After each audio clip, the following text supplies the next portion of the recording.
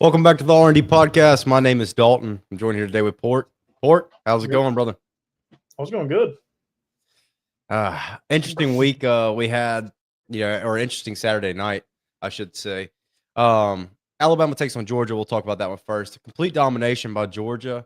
Alabama did a lot of things to shoot themselves in the foot. Couldn't move the ball on offense. Whenever you have those two things combined, you're going to lose the game by a lot of points. Port, what did you think about that game, man?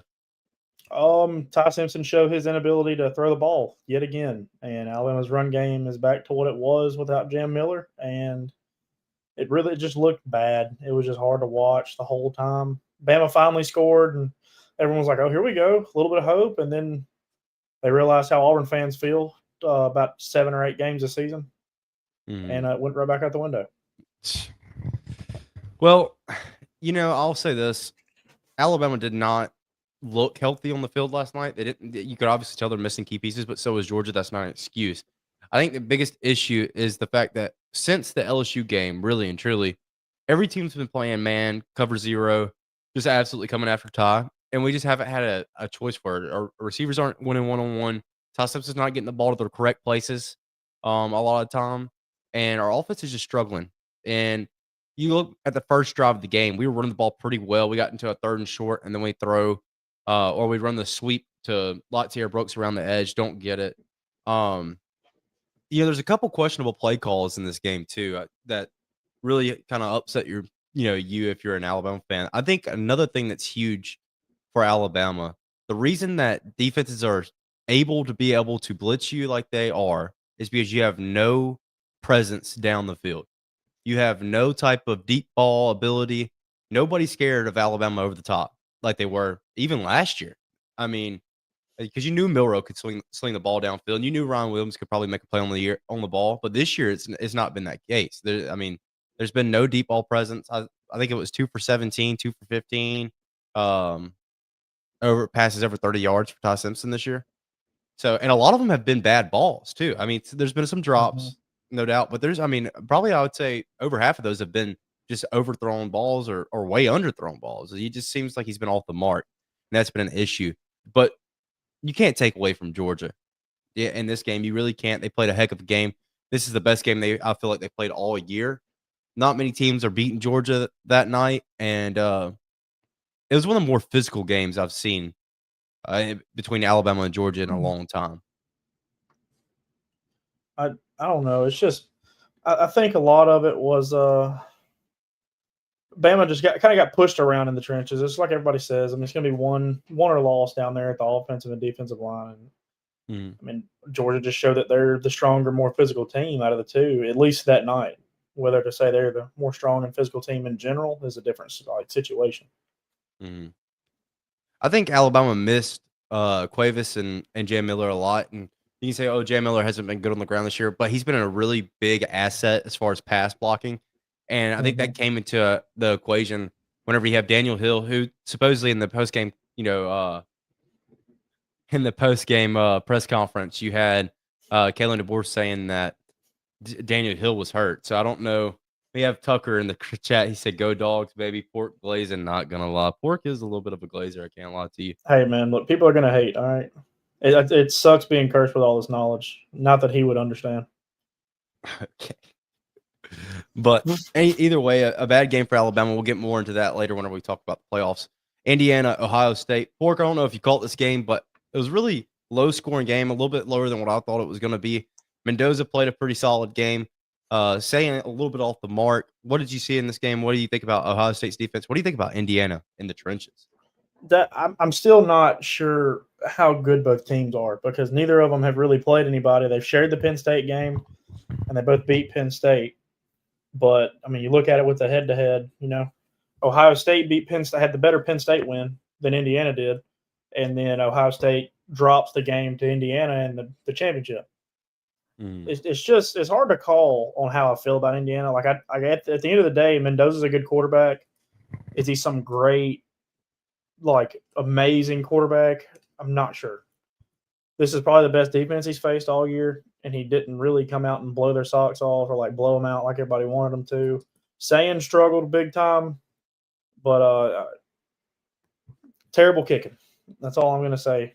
Bad kick. Tid. That's the thing. That's the thing about these conference championships, the big games, right? It becomes extremely hard to kick the football, and you don't want to put it in your kicker's hands. And just like Ryan Day said in his press conference, the reporter asked him how confident he was in the decision. He said, "Well, we missed it. So how confident can you be?" Right? And I think there's just a lot of things in this game that were very stand out. They stood out to me, and that would say Julian Sam being young, that stood out, and how good Indiana was up front on both sides of the ball to be able to compete with Ohio State because Caden Curry.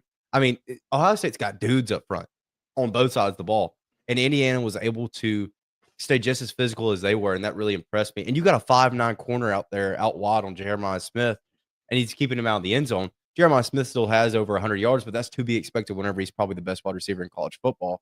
You got to kind of put an asterisk on his 100 yards too, his 100 plus, because he did get like a 40-yard reception with no time left at the end of the game. Yeah. Which, by the way, was like 4 people on his shoulders when he caught that ball. It's crazy. That dude, he is an issue, and he needs to come play for Auburn. I would love to see him in orange and blue. That'd be great. It's going to be really interesting to see the dynamic duo next year, Cam Coleman and Jeremiah Smith at Ohio State. That is not the team he needs to play for. But no, all seriousness, Indiana really impressed me in this game because I thought Ohio State's defense was going to catch Fernando Mendoza. And I thought that up front, Ohio State was going to be able to run the ball or not maybe all over Indiana, but really be able to establish the run with Bo Jackson, who's a really impressive freshman. I think he has over 1,000 rushing yards on the season. Yeah, I think J.K. Dobbins, and Travion Henderson, J.K. Dobbins, and there's somebody else. The only other freshman in Ohio State running backs to have over 1,000 yards. I don't even think Zeke was on the list. Really? But yeah, I can't remember. They showed the stat in the game. I can't remember off the top of my head, but either or, really impressive game for Indiana. Indiana's run game helped them a good bit. The big thing, though, I feel like that you saw with Indiana is that Mendoza is tough as nails. I mean, play one, Mendoza got like killed. Oh, God. I mean, then his brother came in, of all people. Didn't know that he was their backup, by the way. Called me a non-ball knower, not knowing that his brother was the backup. But, I mean, they pulled out another Mendoza just to buy enough time for the Heisman Mendoza to come out. Yeah. So, we'll talk a little bit more about the Heisman. I really feel like the Heisman's really between Pavia and Mendoza now. And I think, I don't know, man. It's hard to say. But I don't want to get too far into the Heisman talk because we'll get into that on Tuesday tonight's show. But we'll talk about this. BYU, Texas Tech rematch. Texas Tech continues to dominate. I mean, they are just a murder clean game team on both sides of the ball. Texas Tech is a lot like Indiana. They're really clean on both sides of the ball. They really click really well. And they got the the Stash Boys or whatever in the back on the linebacker core. Jacob Rodriguez and the other linebacker. I don't know why I can't. The other linebacker had 2 picks, and I thought it was Jacob Rodriguez the whole time until he took his helmet off, and I was like, "That is not the same guy I thought it was." No, like I just peeked up and just kept seeing this one guy with a mustache get picking the ball off, and he kept yanking his helmet off. That's not the same dude. That is probably your best linebacking core in college football. Yes, I'd agree with that. Honestly, they flew all around the field Saturday. Texas Tech with a really impressive win. Just out physical BYU. BYU couldn't run the ball like they wanted to. We don't really have to spend too much time on that game. Tulane takes down North Texas. Kind of expected that one. North Texas looks good all season, but Tulane is just a different breed under Summerall. Sleeper agent Summerall's coming, I'm telling you. Duke defeated Virginia. Man, if I didn't know this was going to happen, right? Like, just to shake up some things, just to make some things different. Duke takes down Virginia. They got the highest paid quarterback in college football sitting in their backfield, or one of the highest paid quarterbacks in college football. Let me rephrase that. Duke's quarterback? The highest. Yeah. He's an animal, by the way. He is. He is really good. Really, really good. James Madison beats Troy. Troy actually played close until the third quarter, and then just kind of had the game ran away with. We actually were not able to watch that one, but still, nonetheless, a pretty good game from the Trojans. JMU makes it to the playoffs, which leads us into this conversation right here, the playoff bracket. Look at there. You got Tulane and JMU in this thing at 11 and 12. We'll start from the top left and go down. Oklahoma, Bama. And then you got Indiana, Texas Tech with the buys, Oregon, JMU. And then you have A&M, Miami, Ohio State, and Georgia with the buys, Ole Miss and Tulane. some really good Sleeper first round game. games. Really, really good first round games. December 19th at 7 p.m. Central Time. You got Bama at Norman. Going to be a really interesting game. Then on the 20th, next day, that Saturday, baby, 11 a.m. Miami versus A&M, which is ridiculous. We'll stop here. We'll talk about this for a second, Fort. Why is A&M and Miami at an 11 a.m. kickoff? And why is Tulane and Ole Miss the 2:30? And then why is JMU and Oregon the 6:30? You want to know why? Because Tulane's going to beat Ole Miss. That's the main reason why they're the 2:30. But I think JMU and Oregon should swap with them. He's gone. He's gone. Are you back? Are you back? Sorry, I couldn't hear you. Okay, so technical. I think A&M and the Oregon game should probably switch because Oregon's going to kill JMU. Let's be honest, okay. And then Sleeper Agent Summerall at 2:30, and then you have Game of the Week at 6:30. I mean that'd make the most sense. But obviously, I know TNT buys this out preseason. Whatever, they bought these 2 games out preseason, but you have to have some type of thing in place where you can make the best game the 6:30 game because that's what's gonna. I mean, that's what everybody wants to see. Nobody wants to get up. And think about the people on the West Coast that have to get up at 6 a.m. and they're drinking coffee, watching A&M with Texas or in Miami. Like, why? Make this the night game. Make this the night game. I can't stress that enough. Make it like next year. We got to figure out some way to make it. How do you feel about that game? How you feel about that game right there? That A&M Miami game. We'll get into this a little bit more when we show our brackets. I say this is at A&M though too. That's what everybody's got to keep in mind is that all 12 we'll get into that a little bit more when we show our brackets. But I got some interesting stuff for that one. Ohio State, Georgia with the buys. Ole Miss, Tulane coming in at your 2:30 slot. Fort's got Ole Miss getting upset in that game. Hey, I don't know. I thought we weren't talking about this. I thought we weren't talking about it until it's time for the brackets. Well, okay, here it is. It's time to talk about the bracket. This is sport. Yeah, this is Port's bracket first. I'm sorry. I had to look around for a second. Port's got who'd you think it was? Huh? Who'd you think it was? Pork, I'll let you explain your bracket, man. You go ahead. All right, Oregon JMU is the obvious here. I'm just going to put that out that Oregon is probably going to dog walk JMU in this game. Not going to be much that James Madison can do. Great for them to make the playoffs, but it kind of sucks with who they got matched up against. And then Alabama at Oklahoma. You have an Alabama team who has struggled to move the ball at all in the past 2 games. When you really say the past 4, they're 2-2 in their last 4, and their 2 wins are was it who did I play? Eastern North Dakota Illinois State. Eastern Illinois and then Auburn. And then the Auburn game was a 7-point win with a fumble on the 15-yard line to seal it. I just see Oklahoma's defense kind of doing the same thing they did against Alabama the game like the last time they played, except knowing that Jam Miller is probably going to be gone for that. They're really going to try to focus on sending as much pressure as possible at Ty Simpson. I think Jam's going to be back. Well, if Jam's back, that could change a little bit of stuff, but I still don't think it changes the outcome. It might change the margin, but not the outcome for me. Tulane, Ole Miss. What can I say? Lane Kiffin's gone. He's not there. You lose your head coach. I mean, you gotta think they're going to play down a little bit, whether or not they play. What am I trying to say here? They play loose and reckless is what I'm really trying to say. They play loose with the ball. They drop the ball a few times. They give Tulane good field position. That's where I can see how this game could get ended for Ole Miss, how their season could end. You lose your coach, and then you give up some key turnovers here. What's up? Okay. All right. Yeah. And Texas A&M, Miami. I mean, come on. Marcel Reed revenge game. Okay. Drop the game to Texas. Gets knocked out of the SEC championship. I think Marcel Reed's going to come and ball out in front of the home crowd for obvious reasons. Oregon, Texas Tech. That's a 50-50 one for me. I just had to kind of go with my gut there. Even though it is going to be on the road for Oregon, it's going to be a tough win for them to get. It's Texas Tech's inside linebackers is what really sets them off. Great defensive line. Offense is a little shaky at times. Great running backs, but you can see Oregon really focusing on the run game and try to limit stuff over the top. That's really when you see a lot of Texas Tech start scoring their points. Oklahoma, Indiana. Indiana's defense is great. Oklahoma has shown they're not really great at moving the ball since Mateer got hurt. And I don't really see Oklahoma stopping Indiana like they'd be able to stop any other team on this side of the bracket. And Tulane, Georgia.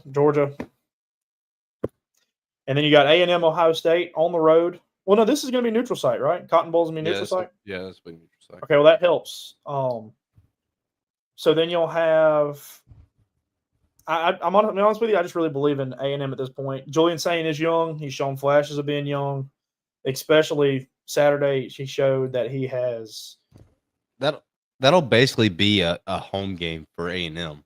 Yeah, that's what I mean. It's in gonna Dallas. be a home game. They're going to white it out. It's basically just going to be a whiteout game for A&M. But with that being said, even furthers the point that that's going to be. You got the home field advantage for Texas A&M. Ohio State does travel well, but they don't travel that well. Oregon, Indiana. You've got Indiana and their high-powered offense defense against Oregon's kind of mid-ladder defense with their mid-ladder offense, but they have been able to string together some pretty decent games. But I'm taking Indiana. Mendoza, I feel like, is going to be pretty hard to stop.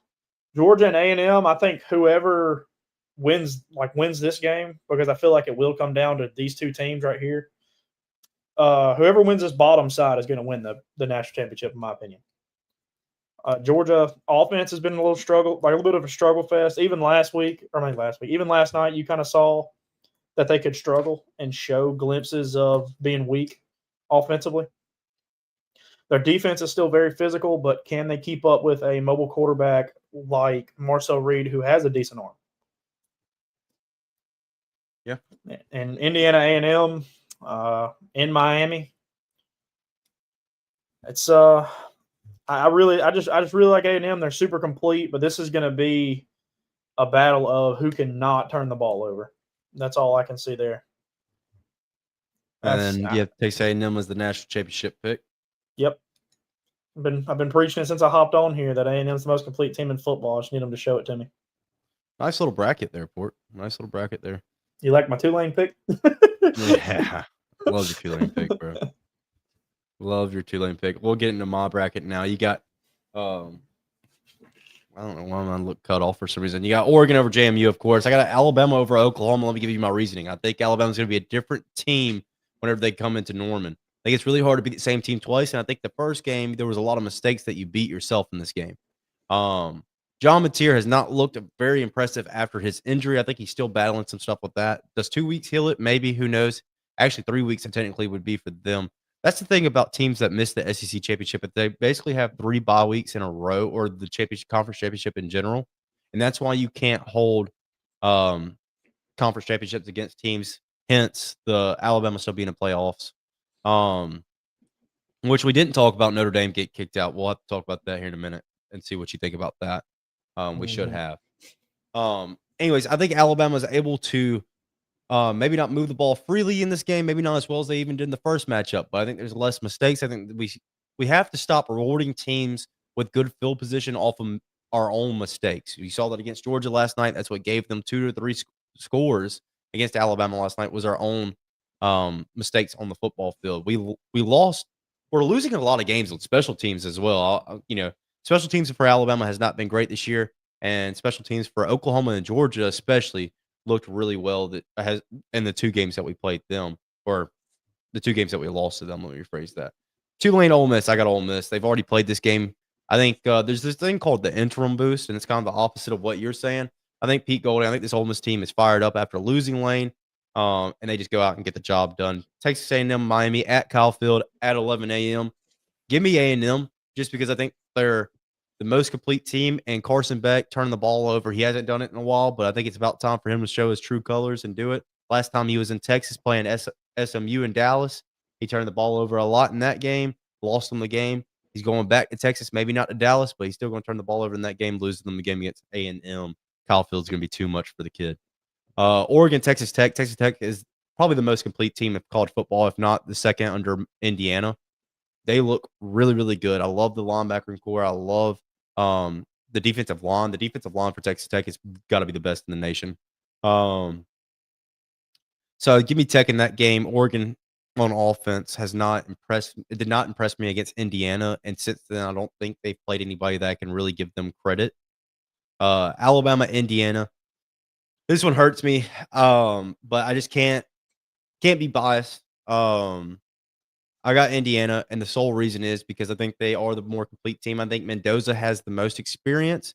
He makes a lot of smart plays with the football, even if it's just throwing it away. You see a lot of times where Ty Simpson maybe gets too carried away and doesn't throw the ball away, or does not hit the check down fast enough, or does not even progress through his. Mendoza plays the game clean, and that's why Indiana has been so good. Signetti's a good coach, and he's doing great things with Indiana. That's why I got Indiana over Bama.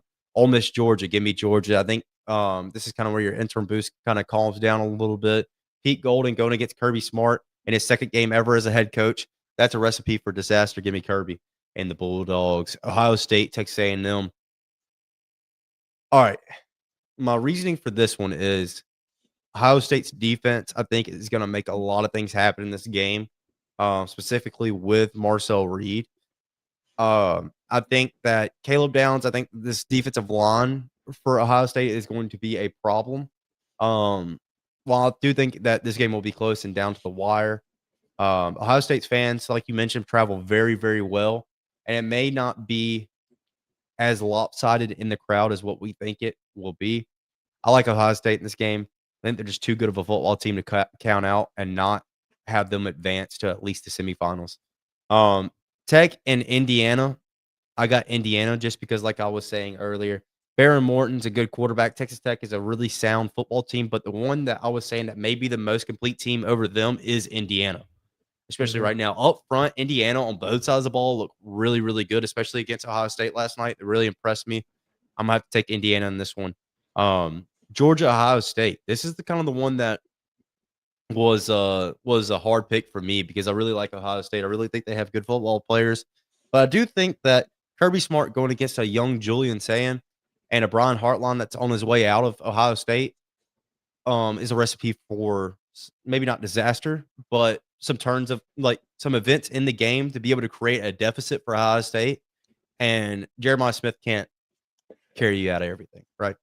I like how Georgia's progressed through the season. They're not the same team they were week 4 when they lost to Alabama. You saw that last night or yesterday afternoon. I think this team's improving. I think the offense, as long as the offense can click and the defense can put that offense in positions to have short fields like they did against Alabama, this team is going to be really good and make a deep run. That's why I have them going to the national championship to play Indiana, where I eventually have Signetti taking the Indiana Hoosiers to win a national championship. Signetti said back in 23, he said, when asked, why should a football player want to come play for you in the recruiting process? He said, because look me up on Google. Check my record out. I'm a winner. And has he proved that at Indiana so far? Yes. And that hence his extreme raise he's gotten this year and its extension he had whenever the coaching process came out. But, really and truly, a huge pickup for them in the portal whenever you have Mendoza that comes from Cal and is in the Heisman run at the end of the year. I mean, he's really done everything he can to be able to put Indiana in the correct spot. I think the second best portal pickups as far as team-wise this year has been Tech with their defensive line and their overall defense. They have put together a great football team, especially on the defensive side of the ball this year through the portal. But I got Indiana winning the national championship. We'll talk about this because we never talked about it. I don't know why we didn't whenever we were kind of in that segment of the show. We'll go back to this. Notre Dame getting in over Miami. You know what I think it was, Port? I'm going to be completely honest with you right now. All right? Nah, you don't want to hear it, do you? No, I do. I want to hear it. I'm interested. I want to hear it now. Nah, that's cool. The reason why I think, Miami, or we'll talk about a couple reasons here. I think that we'll start with this. I think the Tuesday night show should not be a thing until after the conference championship. I don't think they should not come on air with it because all they do is put themselves in a position to contradict themselves, and that's what they've done here. That's why so many people are mad. That's what you just can't commit to something weeks out and not have too much thought into it. Mm-hmm. So the committee just somehow last night, whenever BYU gets blown out to Tech again for the second time, they put Miami and Notre Dame side by side. And then magically we start thinking about, oh my goodness, they have a head to head. They've played each other. They have played each other. And then they throw, you know what? Somebody ban her. Or What ban happened? her. Ban her. Get her out of here. Yeah, she's banned. Don't worry, I got you. She's out. Thank She's you. out. But the main thing is, right, is that the committee just figured out after the conference championship week that, hey, they have a head to head against each other. Let's put Miami in over Notre Dame, which is ridiculous to have done it this late. Do I agree with the decision? Absolutely not. I think it's the right decision. I don't think you can punish Alabama for making. I know I got this sweater on, right? We'll just block this off. But I don't think you can punish Alabama for making it to the SEC championship whenever Oklahoma and Ole Miss are sitting at home and A&M are sitting at home not playing a game, right? I just don't think that's fair to them. And the committee had already said that nobody will get punished. If anything, they will benefit. And let me tell you why they can't do it, right?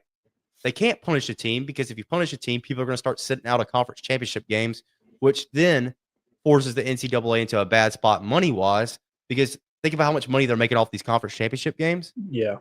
And so they have to keep it to where it's only a benefit and not something that can hurt a team because if not, nobody will want to play in them. Port, Yep. what do you think? I think Notre Dame got left out because they're not a part of a conference. I mean, you can't go back and look at their conference record. You can't be like, oh, well, they had to play against teams like this and that's the reason they didn't have to play a championship game. No, they didn't play a championship game because they're not a part of a conference. Yeah. And I think what you'll see this offseason is now that Notre Dame, they probably have the same feeling, I feel like, as we got gypped out of this because we're not in a conference. You'll probably see them jump into the ACC, in my opinion. You'll probably see Notre Dame jump into the ACC and start dominating the ACC. Well, they're in the ACC for like basketball. They're in the ACC for just about every other sport. I don't but understand football. why they haven't. I mean, they play a ton of ACC opponents. I mean, you go look at all the common opponents. I mean, they have a ton of common opponents with 90% of the ACC guys because they play the ACC. They played what 80 what 8 ACC Yeah, it was opponents it was like 6 7. Yeah, okay. It was like 7 or 8 opponents. I feel like they played in the ACC. Yeah, I was trying to look it up, but I can't find it in time. Well, but they played a lot of ACC opponents. I just don't understand why they would. So I think last week they rectified putting Bama at 10 by swapping the two, and they set up this right here because they knew there was a chance that BYU would lose, and it would leave up for them to rectify their other mistake of having Miami behind Notre Dame. Because they've slowly just been chipping Notre Dame back one, and finally you get them side by side to a team that they've lost to, given it was before they really had figured out who they were as a football team. It's really hard to call why you would do it, but I understand why they did it. Yeah. I mean, it's hard for them to kind of come out and say, oh, we did it because of this, and this, but you're not a part of a conference. You sat out conference championship week because you don't have a conference championship. You could have went and played UConn for your conference championship, and just that could have been it.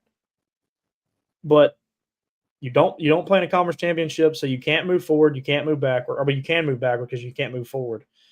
And teams behind you are bound to win. I mean, Duke won. They beat Virginia, who was a certified lock at the time. They had a foot in the playoff door and got it shut on them. Mm-hmm. So it's hard to call with what you should have done there, but I do think they did make the right decision. I think Bama at 9, Miami at 10. Overall, the decision's controversial, right? Mm-hmm. But it's probably the right thing. It's just the way the process to get to it was wrong, and that's why it's such a controversy. And if Alabama doesn't lose by 21, it's a lot easier to say. What do you think about this, right? What do you think Kalen DeBoer's decision to go for it on 4th down? What do you think about this? Because in my personal opinion, I don't want to concede any game. Mm-mm.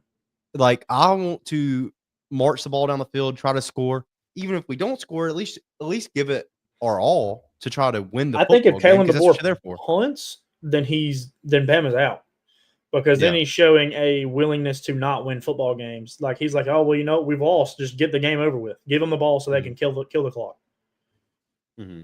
I mean, coming from, like, say, from your point of view, I would be like, if I was a fan, like, and my coach had 4th and 2. Y'all were down, 14 or y'all down 21 at the time? We're down 14 at the time, and there was 4 I mean, minutes left to go you're in the down game. 2 scores with 7 or 8 minutes left in the game. And I mean, you've got to go for it. I mean, you can't not just sit there and let the other team get the ball back and kill the clock. Yeah. A lot. I mean, a lot of things in that game for Alabama that just went wrong, and especially in that fourth quarter, whenever you have an opportunity with 7 minutes to go in the game, and you get the ball, then you have to go 3 and out or whatever you went. I think it was 3 and out. Get the ball back right back to Georgia. Then Georgia gets it. And Georgia gets it. They go back 3 and out. I think Alabama gets it back with 4 minutes left to go, and you don't expect Foreman to go for it on 4th down to try to go down the field and score, because if he goes down the field and scores and it's 14-21. Now the narrative is, oh, Bama only lost by 7 this game, and they played awful. Yep. Or now the narrative is Alabama kicked the onside kick and gets it. Yeah. Yeah. I mean, there's a lot that could go down if they do get it there, but you have to also take the risk of trying to get it, which I like to see that. Like, obviously, if you're a Bama fan, that's what you want to see. You might not be happy with the result of what happened, but you have to be, like, okay with that. Your coach is willing to do whatever it takes to win and not just give up. That he still has fight left, down 14, 6 minutes left. Yeah, exactly. I was about to pull that up. I 100%, 110% agree with that. And if the lack of respect from a fan perspective would have been ridiculous, immense, because I'm personally, like, if we make it to the SEC championship, I'm trying to hang that banner. You know what I'm saying? Hang the banner. Hang the banner. I'm not trying to play scared because I want to make it to the playoffs. No, I'm trying to beat Georgia. You know, we're 11 and we're 10-1. I want to beat Georgia. Speaking of that, did you know that Kirby Smart is 18-0 when blocking a kick? Yeah, that was a big thing. And of course, hang the banner has been mentioned. I know. I had to say it. As soon as he brought it up, I had to tell him to hang the banner. Also, I mean, he sat there and was talking to Nick Saban, and he was just like, I mean, I don't know, special teams will probably win the game. It always does. And then I think it was Kirk, and was it Chris Fowler? Yeah. That was, or was it Reese Davis that was doing it with him? I think it was Reese. And I mean, Reese Davis literally said it. Whichever other one other than Kirk it was, literally brought it up as they were about to, like, snap it upon it. And he was just like, Kirby Smart said it before the game that the special teams will win the game, and he blocked it immediately on cue. He spoke it up. It was Chris Fowler, by the way. Sorry. It was okay. I thought it was. I just couldn't remember. But I mean, it's a rough spot that Bama's in right now. I mean, they're not done. They're not dead in the water. I mean, you can still claw back out of it. You just got some stuff to knock out. I mean, you got another week, 2 weeks of preparation you got here for this Oklahoma team. I mean, you definitely could shake the whole playoff picture up. If you're Alabama, you're trying to get healthy in these 2 weeks. You got a lot of things that you need to clean up. But more importantly, you got to get your guys healthy, especially up front, because it's obviously showing. Something's going on in that locker room, or maybe not in the locker room, but something's going on to where we're not able to get guys recouped. And I'll tell you what it is. It's playing one of the hardest schedules in the country and not having a bye week in between. Right? You had the bye week and then started the hard schedule. So we're like the out of conference scheduling changes, like with the USF switching to whoever it was. I can't even remember. I think it was like Delaware or something in 2029, where people were freaking out about that on Twitter and everything. The reason for that is because you already play such a hard schedule, and they're about to add another SEC game next year. You have to make some type of change like that. Otherwise, your players are going to be dead at the end of the season. And then you have to go in and play a conference championship game with no rest, no bye week, no nothing in between. Yep. And you get blown out. Well, it's to be expected whenever you got 10 guys or 7 guys that are on the injured reserve or injured list, and then or out of the game list. And you have several guys that are playing that DeBoer said in his press conference should probably be on that same list with them, but are just toughening it out. You got Brailsford, and then you obviously want Justin Jefferson to get back healthy. They're not really sure what the status is on his. I haven't really looked into it. Yeah. You want Jam Miller back. I mean, Cuevas, if you can get him. Good God, if you can get Cuevas back, that'd be the biggest help. Because, I mean, you saw some nasty drops from Bama wide receivers. Jerm in the end zone, hit him right, and just mistimed it, hit him in the chest, bounced to the ground. Ryan Williams on the jump ball. I mean, That- his hands were this far Dude. apart. Oh my God. And somebody brought it up and was like, Ryan Williams has never really shown that he's got elite hands. He's a body catcher. And he always has been. He's always, I don't know if you ever noticed, but he kind of like squishes down to the ball. He doesn't ever try to reach out with his hands and grab it. But I will say this: every time Ron Williams got the ball in his hands in that game, he made a play. move. He made a big And move. every Alabama's time got he to got do better about getting their receivers the ball in open space. If it's just a quick screen, if it's a bubble, if it's whatever it is, use the RPO to be able to get these receivers in space because Ron Williams is one of the shiftiest players in college football, if not the shiftiest. Oh, he's twitchy and he's quick too. That's the hardest mean, thing about it. is he's he can get up the field ridiculous. so fast. And stop making it hard for the kid to get the ball. Just get it to the kid on the outside. Like you see, like what Ryan Wingo does at Texas, what Sarkisian does with him. You saw what they did with Zachariah Branch last night. There's no reason why Ryan Williams can't be that for us. You know what I'm saying? Zachariah Branch is the only person I know that could get 115 yards catching the ball in the backfield consistently. Yeah. And Ryan Williams is arguably just as fast, if not faster than he is. I think I've been saying this a good bit. I haven't said it on here. But I think it's a scheme issue. Not that he has a bad scheme, but that he just hasn't players that fit his scheme currently. I'm not really sure if Ryan Williams as a part of that doesn't fit or if he's just not utilizing him correctly. I think Ryan Williams is more of a screen, make somebody miss receiver or a 5 and in. He's a 5 and in guy. Who's a yard after catch monster is the way he's like. Don't compare him to Tyreek Hill because Tyreek Hill's a deep ball guy, but there you go. I was about to say, I mean, you want a guy that can catch the ball underneath, and I feel like would be the most hard to tackle guy underneath, but he is small. That's the only thing that hurts him is that he's small. Yeah. I could probably go back and watch the games and count on one hand how many times Ron Williams has received the ball inside 5 yards. And college football has evolved to the point where it's not about getting the guys the ball down 10, 15 yards downfield. You get the ball to the guys that can make plays and have a blocker or two in front of them at the line of scrimmage and threaten the defense with a threat of run, and you'll be able to win football games, right? Especially whenever your run game's not good. Like, everybody knows that nobody's scared of Todd Simpson pulling the football because you haven't done it but maybe twice this year. So nobody really cares that Todd Simpson's going to run out to the flat. And, I mean, whenever you do get the set that we will do the play action and what he rolls on the pocket and dumps into the flats, it's been the same play every time they've ran it. They put the tight end in motion, and then he just broke out into the flat. He's acting like he's blocked. He's blocked and released. Todd Simpson rolls out, and then he's boxed. It got boxed 3 times in that game. And it's the exact same play call. Play calling for Alabama. Ryan Grubb has been underwhelming, I want to say, especially in the second half of the season. It's been kind of since the Missouri game. trash. You could say it's been kind of trash. I would agree with that. It's kind of trash. I've been saying this a lot. Not that he's scared and like running from people, but it's definitely in the back of his mind that if he gets hit like that again, he's going to start having some long-lasting effects. Like later on, is what he's worried about. I think. And I'll say this: I think the same thing was for Jam Miller until the Auburn game. The Auburn game, he ran hard, but before that, he wasn't running hard. And I felt he like was full CTE mode against Auburn. I'm just going to put that out. He didn't care. He was playing hard, but Alabama's offense has not been the same since Missouri. I mean, am I right or am I wrong or what? I mean, no, I agree with that. I mean, they scrape away the Missouri win. Missouri's driving down the field, throws a pick to end the game. And then after that, I mean, who'd they play after Missouri? South Carolina? Yeah, it was Missouri, South Carolina, not bye week, Oklahoma, Eastern Illinois, or LSU, Eastern Illinois, something like that.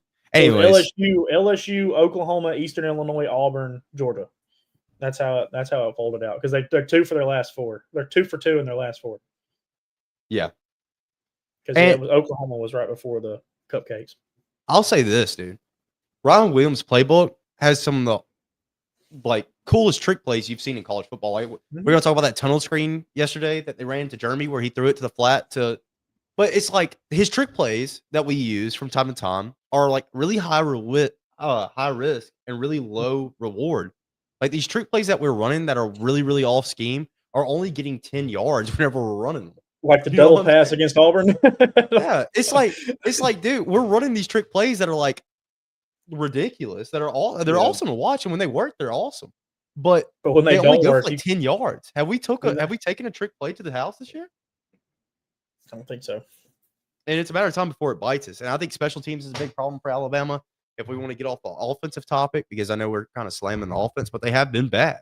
Well, I mean, honestly, you look at it. I mean, the offense has been the issue all year. The defense has not struggled at all. I mean, the reason when they do start getting points and yards piled up is because they're not getting off the field. I mean, you can't get them off the field. They get off in 3, and then they just keep piling on. They're back on in 3 plays, back on in 3 plays, back on. You said it's just the offense doesn't move the ball. The defense has to find a way to recuperate, and they can't. You know, one thing that's really surprised me, and the reason it surprised me is because I thought we had the receivers to win one-on-one more than we do, is how boxed we are when a team plays man coverage. Because, okay, let's go back to the first game against Georgia. They had a young secondary that they stayed in zone majority of the first half, and we absolutely destroyed them. When Ty Simpson plays against a zone football team, we will slaughter them.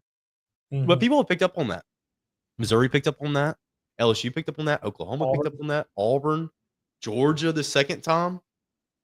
There's a problem with our man beating scheme that we're not able to beat man. We had the receivers to do it, and I don't understand why. We haven't won a jump ball down the field just about all year, I feel like. Mm-hmm. Isaiah Horton's supposed to be your jump ball threat. He hasn't won a jump ball just about all year, except for maybe one. Ryan Williams can't win a one-on-one to save his life. Ryan Williams has to catch the ball with his hands to win a jump ball. You can't throw a jump ball into his body.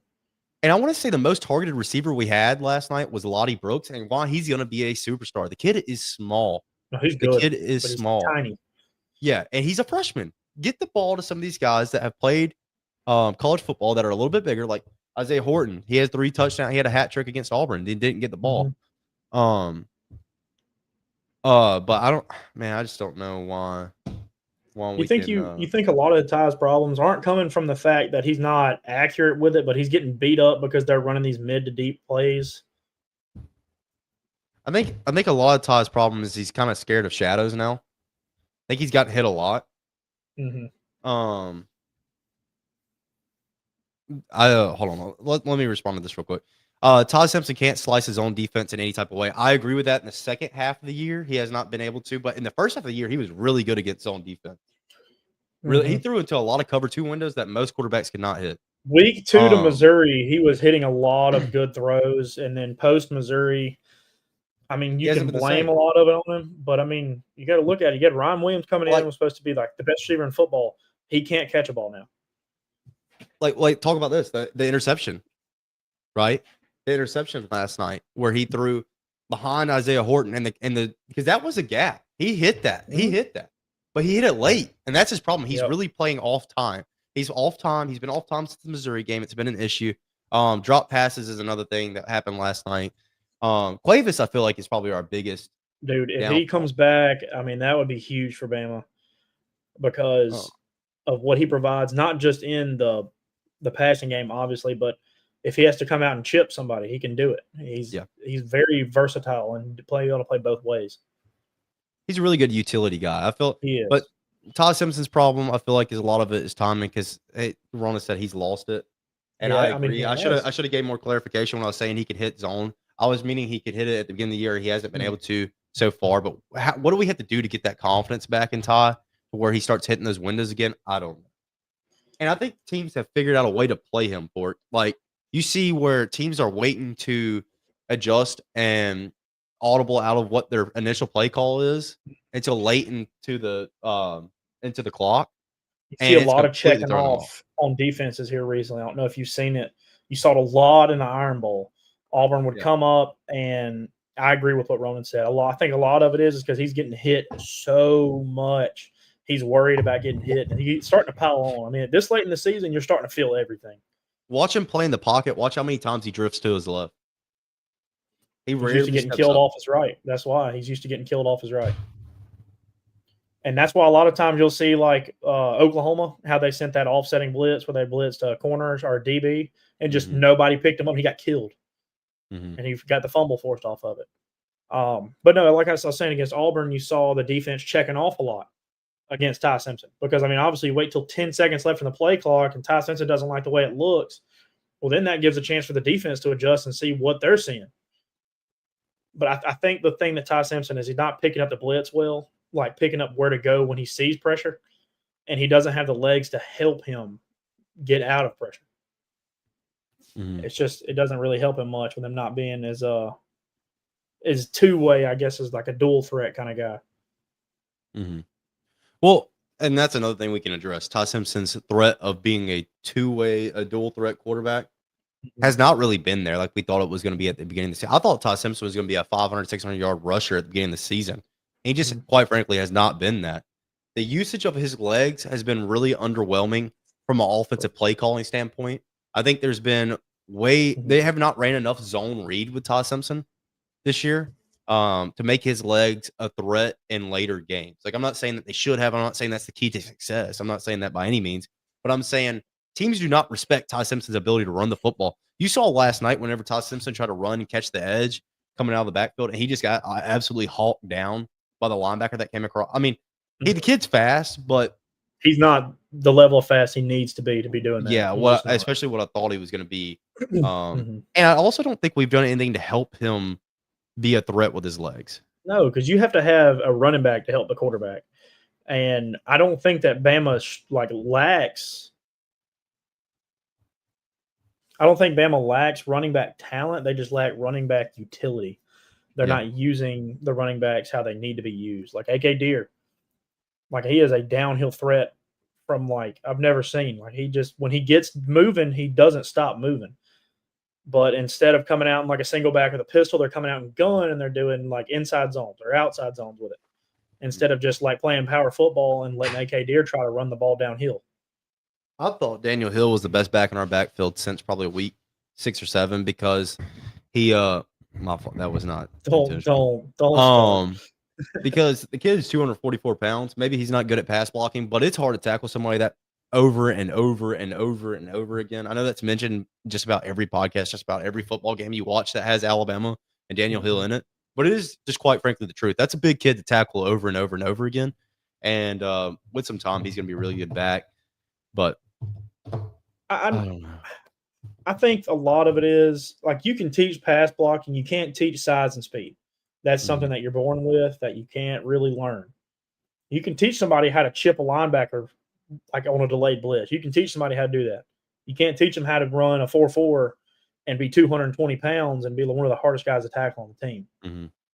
And I think AK Deer is going to be a really great running back when he finally gets set into either this system and they start utilizing him more, or he finds a new system somewhere else. Yeah, I don't know if AK Deer will really go. I mean, he's gonna be the 2 back next year. I feel like kid's been.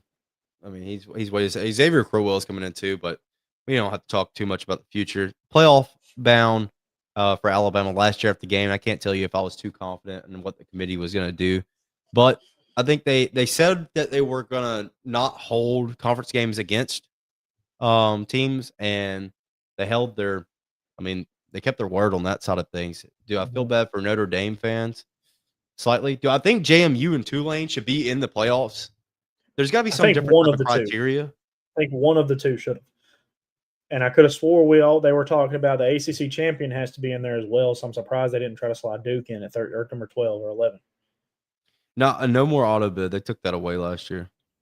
I don't know. I like the auto bid because you have to have somebody from the conference, but they don't get an auto buy is what I would agree with.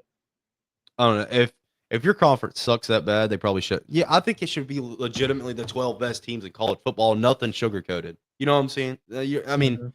like if you, I know it's hard to say this, but Mhm. if you want to be in the playoffs, schedule harder teams. Yeah, or move Reward to a strength of different schedule. conference. Move to a Yeah, harder conference. yeah. Reward strength of schedule. I think is what it comes down to. Can I get a little Auburn fan delusion in here, please? Just What real you got? quick.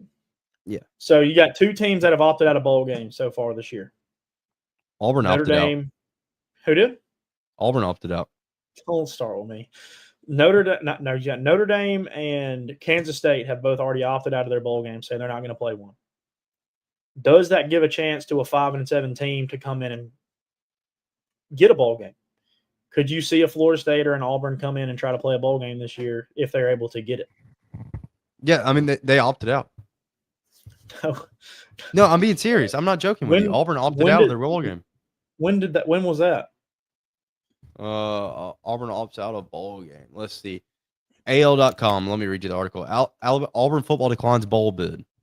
Auburn football will not extend its season after hiring head coach Alex Golesh. Oh. The Tigers are one of 5-7 teams that declined a bowl bid, according to On3's Brent McMurphy. So no. Well, I understand that. Like New coach, you don't want to kind of feed him to the wolves there. I wouldn't. Yeah, I wouldn't throw him because Auburn would definitely roll Michigan or something like that, and that'd be a terrible first game to play. I think Michigan and Texas actually play. That's gonna be a good football game. Ooh, that's gonna be a good game. Absolutely not. JMU and Tulane cannot compete. I agree with that. I just don't understand how. Like, why do you put JMU in Eugene, Oregon, at 6:30 at night and expect this to be a close playoff game? I almost knocked them off, given Iowa was at home and ranked. But I'm talking all this trash, but watch JMU go out there and beat Oregon. No, watch Tulane go out and beat Ole Miss and Oxford. That's what you need to look out for, buddy. 2:30, Oxford, Mississippi.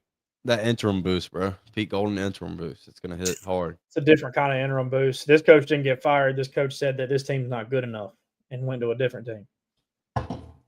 That's a practice. It literally, they could play probably second string and win that game. That's the incredible. And the same thing with Ole Miss playing against Tulane. They've already Tulane. They've already beat them by 30 one time this season. Like, do you want me to tell you who is coaching again? You mean to say his name one more time? Lane Kiffin. No, sleeper agent Summerall. That is who they have to worry about. Yeah. He's going to activate the sleeper agent this weekend, and it is going to be Belt. Oh no, man! I just don't think there's room for those two. Because tell me how much, like, it would have been way more fun. Mm-hmm. So I'm just gonna give a couple teams. I know they're not all like first. You could have had Notre Dame and BYU in there, but instead you have JMU and Tulane. Hell, Notre Dame, BYU, Texas, Vanderbilt, any of those would have been fun to watch. After this year, now that all these big Power 5 schools, Vanderbilt got robbed. Vanderbilt would have sat at number 11 or number 12, and I will stand on that. And Texas would have been at number 11. Vanderbilt's hot right now. If they had a chance in the playoffs, they probably could have made some. Diego Pavia is going to be back next year. He's going to find a way. I'm not really sure how he's going to do it, but he's going to do it. I'm sure POTUS is going to get involved. He took the headset off on me. Did you hear me? Dude, my middle piece keeps breaking out of it. Yeah, I gave up on mine about 4.5 years ago. But no, I think Vanderbilt, they'll be fine. They're not going to have to change quarterbacks next year. POTUS is getting involved. He's going to get that fixed for Diego. But no, in all seriousness, Vanderbilt is going to be a very tough program to beat. You're going to find out next year what their identity is without Diego Pavia, which I think is going to be the big thing, is who they are without the guy that has turned Vanderbilt into what they are now, which you can say that also with the help of Clark Lee. Texas, Arch. I mean, Arch is starting to show that he's really starting to fill into the shoes. You know what I mean? He's just starting to fill into the shoes that everybody put in front of him. And Texas' defense is as good as anything in the country.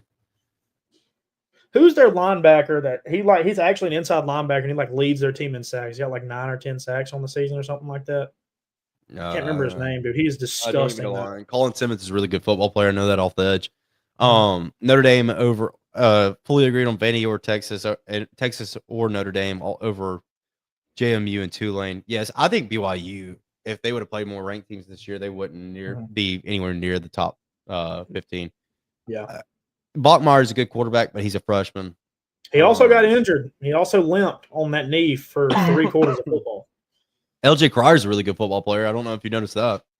Mm-hmm. But really and truly, I think Pavia could have done some damage in the playoffs. Dude, Pavia would have busted some brackets, man. I'm just going to tell you, he'd have busted some absolute brackets. Can I ask you a question real quick? Did you watch much of the Duke game, Duke, Virginia? No, I didn't. I watched the final 2 plays.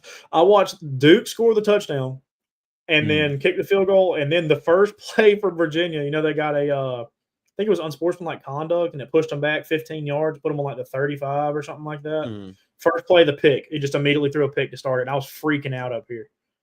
It was insane.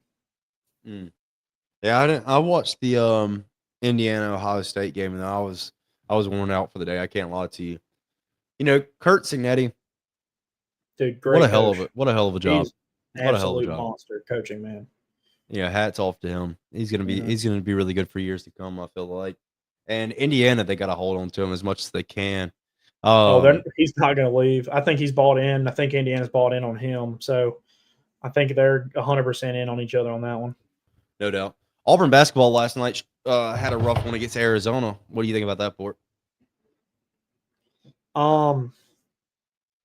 So I think Kurt Signetti's a really good coach. And what are you laughing for? Dude, Auburn's got to go play Purdue as well next Saturday. Given Purdue apparently got killed. Yeah. Oh, it sucks being an Auburn fan right now. At least we have Equestrian. Equestrian. Horse school. Horse. Oh, what? Why is there a thumbs up on my face? Pause. Dang. What are we doing? That's crazy. But either way, fun week of football. Yeah, Auburn basketball is still trying to find their. Yeah, that's exactly what they're trying to do. There's a lot of transfers on that team, and they're all trying to figure out how to play with each other. Mm-hmm. Stephen Pearl, while he's not new to the program, he's new to being a head coach, and he's actually doing really well for a young head coach. Auburn's gonna be good. Auburn's gonna be fine by the time that the SEC play probably comes around. They'll be ready to go, and that's the good thing about scheduling hard games.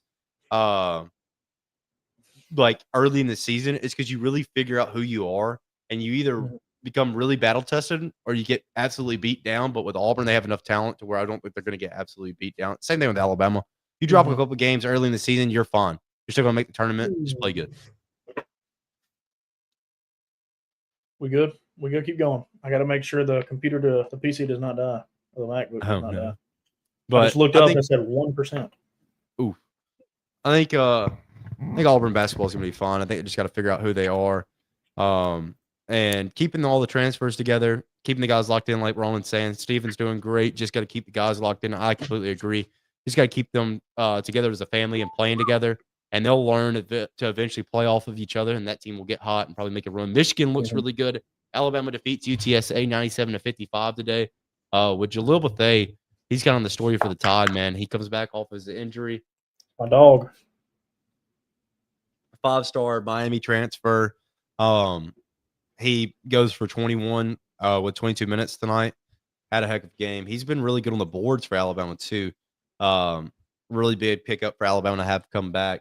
Alabama's looking good. It's kind of the same spot as Auburn though. Kind of learning how to play together. Liberian Philon, favorite for SEC Player of the Year right now. One of the better scorers in the country. Unit, by the way. No doubt.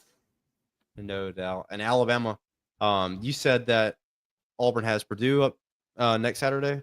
Yep. And Alabama gets to take on that same Arizona team that y'all had to on the 13th. So what is that, Wednesday? Auburn kept it close for a little while, and then it's just like it just got to like flipped. It got flipped on our heads. Yeah, I don't know why. So I just said, is that Wednesday? Knowing it was Saturday. So yeah, Alabama takes on Arizona. I want to say this is it's in Birmingham at the BGICC. So that'll be a good game for Alabama. See who they are. So I was hoping Auburn was going to be playing football here in a few weeks. Birmingham. I really thought Auburn was going to get that spot for what, the Camellia Bowl or whatever it is. I actually think Troy and Jack State is playing in that game. That's going to be a pretty cool. Yeah, it's going to be a pretty cool little game. I want to see Auburn come play at Crampton Bowl. That's where I want to go to. I mean, it'd be cool. Why are you looking at me crazy? Hasn't Crampton Bowl done like some renovations? I think so. I haven't been downtown in a long time, like around the stadium at least. Yeah. But nonetheless, Arizona versus Alabama. Arizona 66% chance to win that game. Gonna be an interesting one.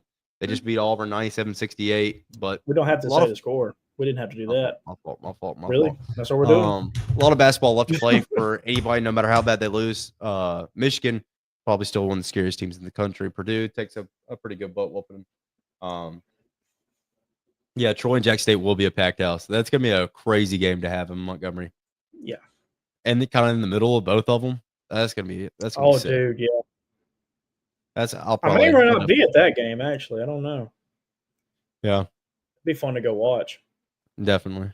Go see Goose. Go see Goose Crowder and Scott Taylor Renfro go at it the whole time. Yeah, and Riley Green may be there, former Jack State player.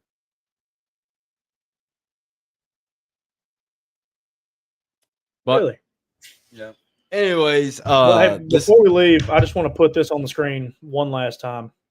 This is what greatness looks like, people. And I'm just going to stick with that. That's all I want to say. I just wanted to let you know that's what greatness looks like. so if you want to lose money, play that bracket. If you want to win, play this one right here. The only thing I would change about this is just put Tulane winning and then A&M beating Ohio State, and it's almost flawless other than Bama getting a win. Come on now, let's be real. All right, well. Okay. Well, this has been the RD podcast. My name's Dalton. Got Pork on the other side. Pork, appreciate you coming through again. Seems like RJ's given up. You know, as soon as Auburn lost more than 3 games, RJ was done with the podcast. So instead of the R&D podcast, we're going to change this to the RP podcast. No. Wait. We're going to the PD podcast, something like that. The P. Diddy podcast? All right. Really?